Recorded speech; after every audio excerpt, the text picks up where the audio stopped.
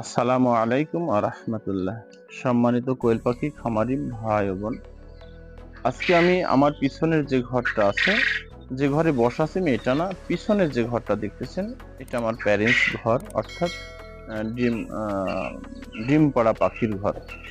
ডিম পাড়া কোয়েল পাখি, বড় পাখির ঘর, যেটা প্যারেন্টস পাখি। এখান থেকে আমার খামারে যতগুলো পাখি তৈরি হয় এই ডিম থেকে হয়ে থাকে। তো এই পাখিটার উপরে আলাদাভাবে যত্ন আমি নিয়ে থাকি। প্রত্যেকটা পাখির উপরে আমি নজর রাখি, সবচেয়ে বেশি নজর রাখি সেটা হচ্ছে প্যারেন্টস পাখি। আর সকলকে এটা করা দরকার, কারণ প্যারেন্টস পাখি থেকে আপনি প্যারেন্টস পাখিটাকে যেভাবে সূক্ষ্মভাবে ভালোভাবে রাখার চেষ্টা করবেন, রাখবেন, ঠিক সেভাবেই তার থেকে যে ডিমটা আসবে, ডিম থেকে বাচ্চা হবে, সেভাবে হবে। প্যারেন্টস পাখিটা যদি আপনি দুর্বল হয়, রোগে যুক্ত থাকে, রোগ আক্রান্ত হয়, আর ও থেকে যে ডিমটা পারবে, ডিম থেকে যে বাচ্চাটা বের হবে, এটাও রোগ আক্রান্ত হয়ে যাবে। যার কারণে প্যারেন্টস পাখিটার উপরে আলাদা আপনার নজর রাখা প্রয়োজন এবং গুরুত্বপূর্ণ। যাই হোক, আমি আমার প্রত্যেকটা ভিডিওতে আমি বলে থাকি, প্রতিদিনের মেডিসিন গুলোর কথা বলে থাকি, প্যারেন্টস পাখিকে কিভাবে যত্ন নিই, যতটুকু আমি সাধ্যের মধ্যে হয় বলার চেষ্টা করি। তবে আজকে আমি যে মেডিসিনটা চলতেছে সেটা হচ্ছে পিএইচ ব্যবহার করতেছি। আজকে সকাল থেকে দুপুর পর্যন্ত পিএইচ ব্যবহার হবে, এবং দুপুর থেকে সন্ধ্যার আগ পর্যন্ত সাদা পানি ব্যবহার হবে। রাত্রের পানিতে আমি প্রোবায়োটিক জাইম ব্যবহার করব। প্রোবায়োজাইম অর্থাৎ প্রোবায়োটিক জাইম ব্যবহার করব, অথবা আপনারা জাইমও ব্যবহার করতে পারেন। তবে পিএইচ আমি সকালে ব্যবহার করব, অর্থাৎ করতেছি, আমার চলতেছে, আজ থেকে শুরু হয়েছে। আপনারা তো জানেন যে মেডিসিনটা আমি ব্যবহার করি এটা 3 থেকে 5 দিন, আমি বেশিরভাগ 5 দিন দেওয়ার চেষ্টা করি, 3 দিন না। সেটা পাখি সুস্থ যদি হয়ে যায় তারপরে আমি 5 দিন ব্যবহার করি। আর যদি 5 দিনেও যদি সমস্যার সমাধান না হয়, কোনো পাখির রোগে আক্রান্ত হয়ে গেছে, ওই পাখিটাকে আমি ডোজ করতেছি। 5 দিনেও ঠিক হয়নি, 3 দিনে ঠিক হয়নি, 5 দিন করব। আবার 3 দিনে ঠিক হলেও 5 দিন করব, কিন্তু 5 দিনে গিয়েও যদি ওই পাখির রোগ মুক্ত না হয়, আমি আরো 2 দিন বাড়িয়ে দেব। তবে সুস্থ পাখির উপরে কোনো ডোজ করলে এটা আমি 5 দিনই করি, 3 দিন নয়, 5 দিন করার চেষ্টা করি।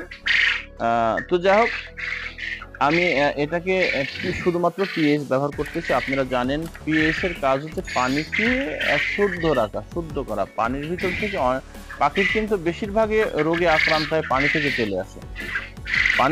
পানিটা যদি কোনো সমস্যা হয়ে থাকে, ও থেকে কিন্তু রোগে আক্রান্ত হয় পাখি। পানিটাকে শুদ্ধ করার জন্য পিএইচটা ব্যবহার করতে হয়। তো আমি আমার পাখিকে মাঝে মাঝে এটা ডোজ স্বরূপ করে থাকি, আমি পিএইচটা ব্যবহার করি। যেহেতু পিএইচটা অত্যন্ত গন্ধ দেখবেন, কিন্তু অত্যন্ত গন্ধ, আপনি যখন পানির মধ্যে দেবেন এটা অত্যন্ত দুর্গন্ধ ছড়ায়, হাত দুর্গন্ধ হয়ে যায়। পাখি পিএইচ এর মাত্রা যদি বেশি হয়, পাখি কিন্তু পানিটাও কম খাবে এবং তার অরুচি ভাব চলে আসে।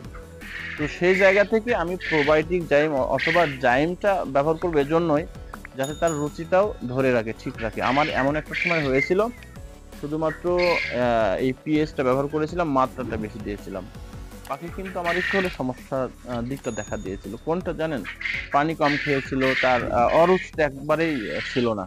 এক্ষেত্রে অনেকটা সমস্যা হয়েছে, বেশিক্ষণ সেটা ছিল না, ঠিক হয়ে গেছিল।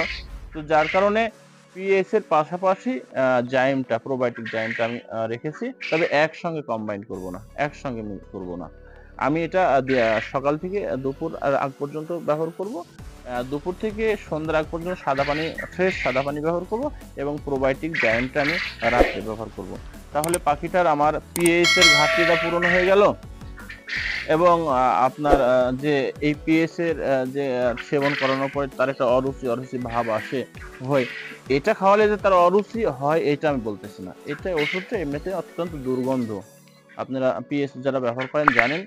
এতে তার ভিতরে একটা অরুচিযুক্ত বা দুর্গন্ধমুক্ত কোনো কিছু সেবন করার পরে তার যে ভালো দিকটা, এগুলো আস্তে আস্তে তৈরি হবে তার বডির ভিতরে, কিন্তু তৎক্ষণাৎ সে সময়টা তার অরুচি ভাব চলে আসবে, খাদ্য কম খাবে। যার কারণে এই জাইমটা ব্যবহার করলে এই রুচিটাও তার ভিতরে চলে আসে, পাখি কোনো সমস্যা নাই। যার কারণে আমি এটা ব্যবহার করি। তো আপনারা তো সবসময় একটা জিনিস বলে রাখি, অবশ্যই এটা আমি ব্যবহার করি, আমি যেভাবে ব্যবহার করি সেটা বলতেছি।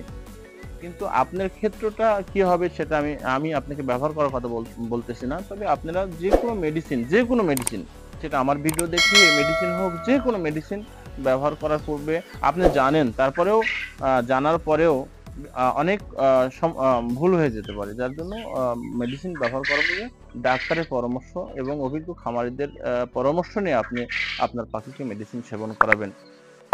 তো আজকে এই পর্যন্তই। পরবর্তী কোনো ভিডিও আবার আপনাদের দেওয়ার চেষ্টা করব। আমার ভিডিওর মধ্যে বলার মধ্যে অনেক ভুল হয়ে যেতেই পারে। শেখার মধ্যে আছি। এখনো শিখতেইছি আমি।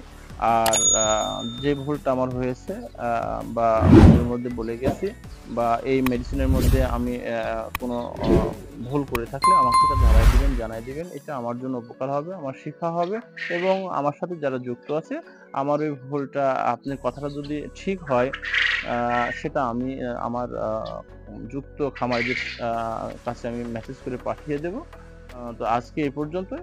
আসসালামু আলাইকুম ওয়া রাহমাতুল্লাহ।